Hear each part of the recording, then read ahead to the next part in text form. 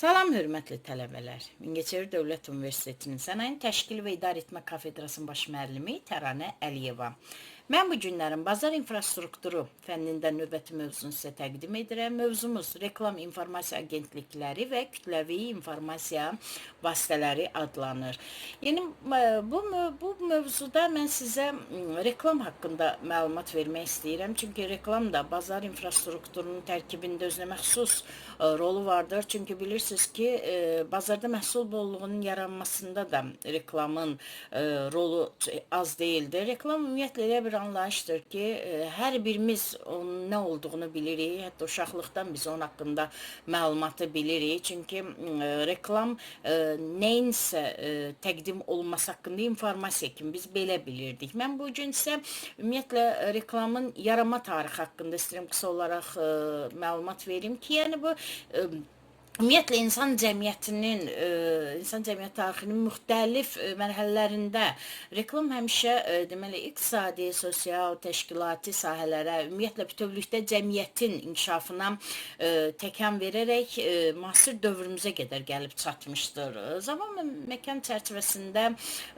əmtəə pul münasibətləri, sonra ölkələr arasında iqtisadi münasibətlər, bunlar inkişaf edib təkmilləşdikcə reklama da daha çox tələbatlar yaranmağa başlamışdır və o bir fəaliyyət növünə çevrilmişdir. Reklam tarixinə biz nəzər salsaq görərik ki, ümumiyyətlə reklamın yaranma tarixi bazarın yaranma tarixi ilə üst-üstə düşür. Belə ki, yəni qədim Afina və orta əsr Avropa ölkələrinin küçələrində carçılar deməli gəzərək mal-qara, müxtəlif ev əşyaları və məhsul satışını deməli elan edirdilər. Yəni bunu erkən reklam da adlandırmaq olar.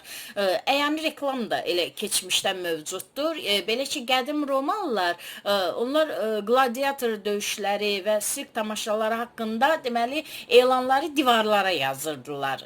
Qədim Yunan və Roma mənbələrində reklam sözü deməli adamların yığıldığı küçə və meydanlarda məlumatların şifahi elan olunması mənasında deməli işlədilirdi. Yəni belə çıxır ki, şahların, sultanların, sonra kralların əmr və fərmanlarının şifahi halda əhaliyə çatdıran bu carçılar elə reklamla məşğul olurlarmış. Deməli, reklamın erkən növü ki, mən damğanı da sizə vurğulaya bilərəm ki, yəni hər bir sənətkar öz mallarını, xüsusilə də bu duluzçuluq məmulatlarının üzərində damğa vuraraq bir növ onlar reklam edirdilər. Yəni bu sahibkarın nüfuzu haqqında, bu sənətkarın nüfuzu haqqında məlumatlar yayıldıqca alıcılar onun damğası olan məhsulu, yəni mal axtarmağa başlayırdılar.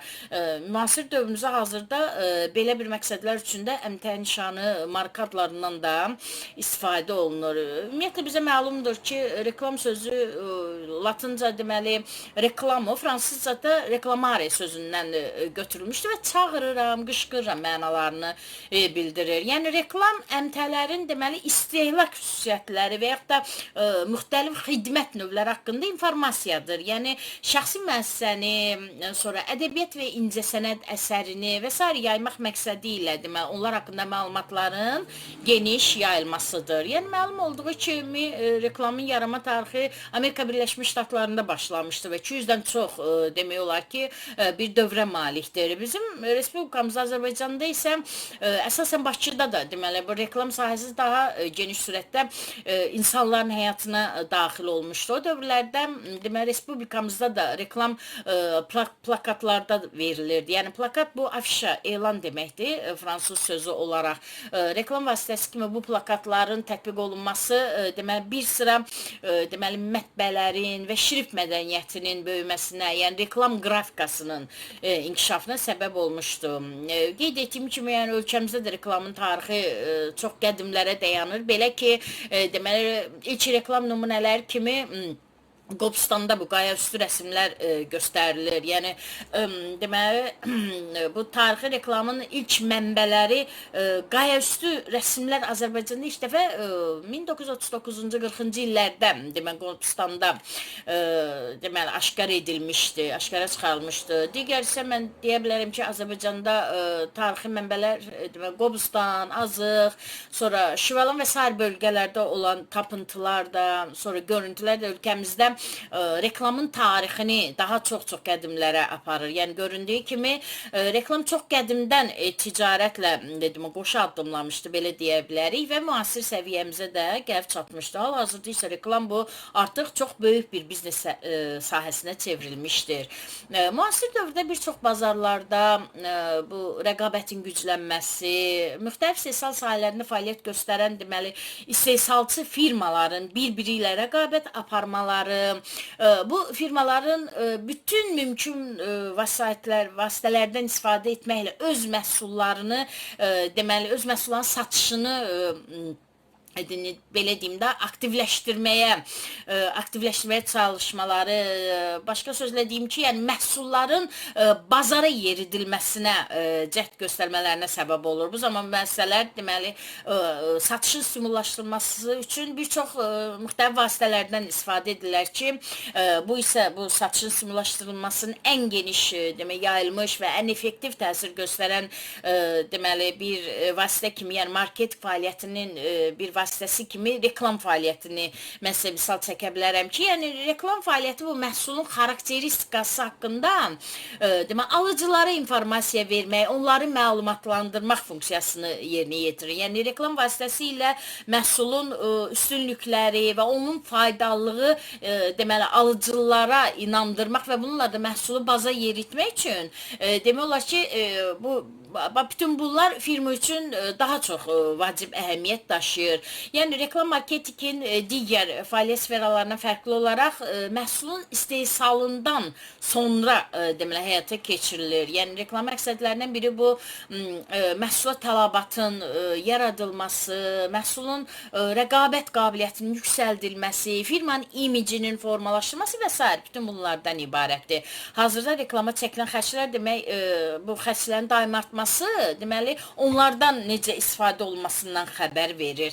Mən sizə reklam funksiyaları haqqında məlumat verim ki, yəni deməli bu qarşıya qoyulmuş məqsədlərdən asılı olaraq reklam bir neçə funksiyanı yerinə yetirir ki, bu ən əsas məhsul növlərinin təqdim olunması və onlar arasında diferensiasiya, yəni müqayisənin aparılması bu reklamın ən mühüm funksiyasından biridir. Sonra məhsul haqqında alıcılara informasiyanın verilməsi ən əsas funksiya kimi mən misal çəkə bilərəmsə, alıcıların yeni, yəni əvvəllər istehsal olunmamış, yeni istehsal olmuş məhsullara marağını artırmaq funksiyasında yerinə yetirir. Sonra məhsulların tətbiq sahələrini genişləndirmək və alıcıların xüsusilə reklam olunmuş məhsul və xidmətlərə üstünlük verilməsini təmin etmək, bu da reklamın funksiyalarına aid edilir. Bütün bu sadaladığım funksiyaları isə, yəni bu yaşam tərzinin təbliğatı, maarifləndirmə, informasiya, iqtisadi və sosial kimi belə qruplaşdırmaq mümkündür. Yəni mən bunları sizə izah edim ki, yəni iqtisadi funksiya bu mahiyyət baxımından deməli iqtisadi bir prosesdir. Yəni o məhsul istehsalçısı və satıcının qarşısında duran iqtisadi məsələləri demək həll edir. Sosial funksiya isə bu ilk növbədə ictimaiyyəti məhsul və xidmətlər haqqında məlumatlandırmaq funksiyasıdır.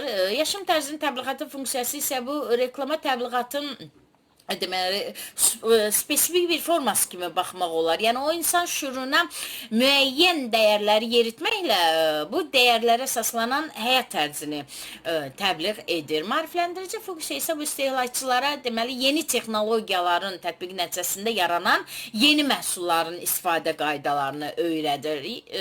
Sonuncu informasiya funksiyası haqqında isə mən onu deyim ki, bayaq da qeyd elədim ki, reklam yəni burada istehlakçıları, istehsalçı və onun məhsuluna istiqamətlənmiş informasiya ilə, yəni məhsulun istehlak dəyəri haqqında məlumatlarla təmin edir. Yəni reklamın hazırlanması da bir neçə mərhələ əsasında həyata keçirilir ki, bu ilk öncə məqsədi və məsuliyyətlərin müəyyənləşdirilməsidir. Daha sonra bu reklama çəkilən xərcləri müəyyən etmək üçün büdcənin müəyyənləşdirilməsidir. Reklamı təqdim etmək üçün mövzunun işlənib hazırlanmasıdır. Reklam vasitələrinin seçilməsi, sonra reklam elanlarının yaradılması, yəni reklamın hətta vaxtının seçilməsi ki, bu alıcıların daha çox diqqətini cəlb edən müəyyən bir vaxt seçilməlidir. Yəni və sonda isə bu alınmış nəticələrin qiymətləndirilməsi və alıcıları maraqlandıran bir reklamın hazırlanması. Bu isə reklam planının işlənməsi mərhələləri idi. Mən sizə reklamın xüsusiyyətləri haqqında da, onun xarakteri xüsusiyyətləri var ki, onlar haqqında məlumat verim ki, mən ictimai xarakteri, yəni onun ictimai təbiəti belə hesab edir ki, əmtəə hamı tərəfindən qəbul ediləndir və qanunidir. Bunun nəsihət vermə qabiliyyəti odur ki, yəni alıcıya öz-özünə müxtəlif rəqiblərin məhsullarını deməli, müqayisə edib seçməyə kömək edir. Sonra görünməzlik odur ki, reklam auditoriyaya təsirdə deməli, cavab vermək və hər kəsə vaxt ayırmaq kimi hisslərdən uzaqdır. İfadə qüvvəsi odur ki, reklamda şrift, səs və rənglərdən məharətlə istifadə olunması bu şirkətin və o məhsulunun daha necə deyim, daha parlaq və daha səmərəli təqdim olunmasına imkan yaradır. Sonuncu isə bu şəxsiyyətin göstərilməməsidir ki, bu reklam hər hansı bir şəxsin, məsələn, firma satçısının müraciəti kimi yəni təqdim olunmur.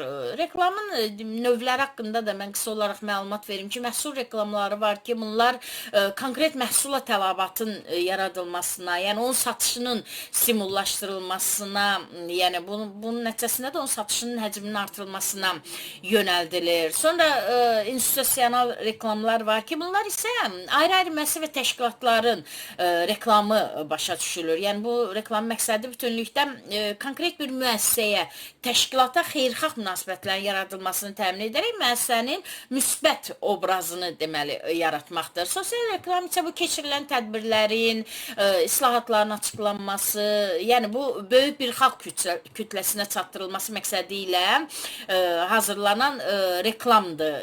Reklamı biz qeyd edə bilərik.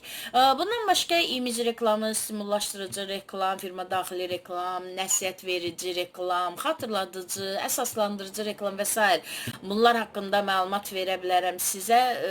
Vaxtın azlığını nəzərə alaraq mən bir də onu qeyd edim ki, məsələn, təsnimat baxımından da bir çox növləri var reklamın. Məsələn, küçə reklamları, metro reklamları, TV reklamları, radio, internet, mətbuatda reklam, bütün bu reklam fəaliyyətinin həyata keçirilməsi, deməli, onun məqsədindən, reklam edilən obyektin xarakterindən, xüsusiyyətlərindən, daha sonra məhsulun həyat dövrünün hansı mərhələsində olmasına və s. asılıdır və bunlardan da asılı olaraq, bu amillərdən asılı olaraq da reklamın bayaq sadaladığım müxtəlif formalarından istifadə edilir. Bugünkü mövzumuz bu qədər.